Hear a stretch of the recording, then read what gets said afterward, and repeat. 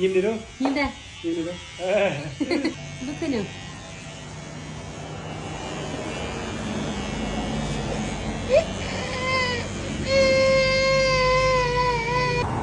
แต่ผมรอ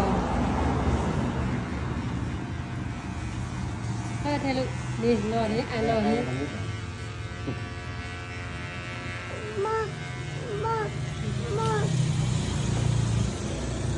มาแค่ดีๆต้องรอแล้วเด็กเป็นยังไง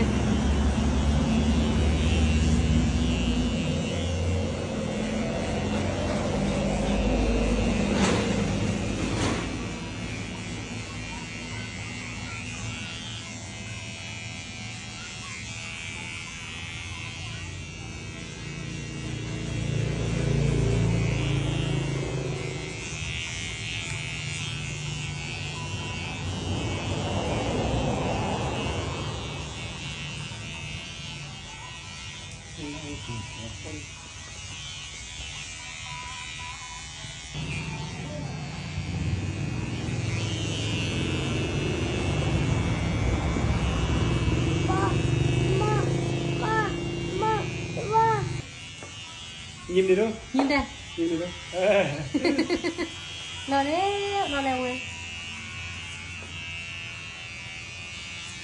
รอกันพ่อทำมาดิแต่ผมรอกันพ่อทำข่าวคือพ่อเลยเนาะ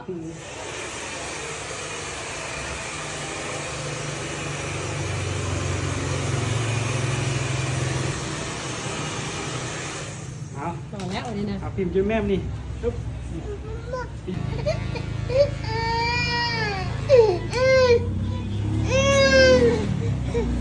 ได้ก็รอแล้วเด้บอกให้แม่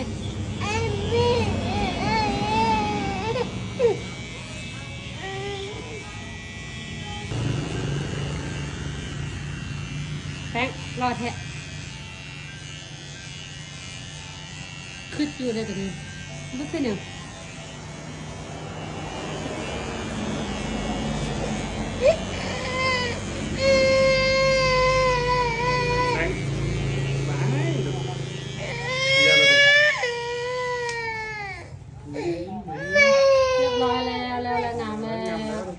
ตัดผมแล้ว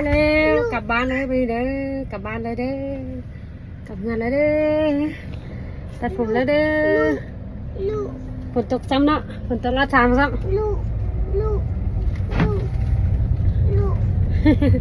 กลับเงินแล้วเด้อ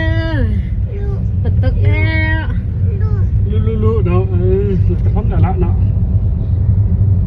ยิ้มด้วยยิ้มด้วยงามพร้อมป่ะนี่ยิ้มเบิ้งพร้อมป่ะยิ้มเบิ้ง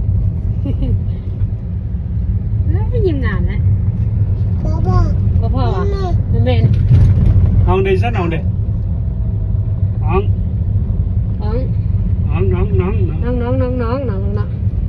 ตัดผมงามแล้ว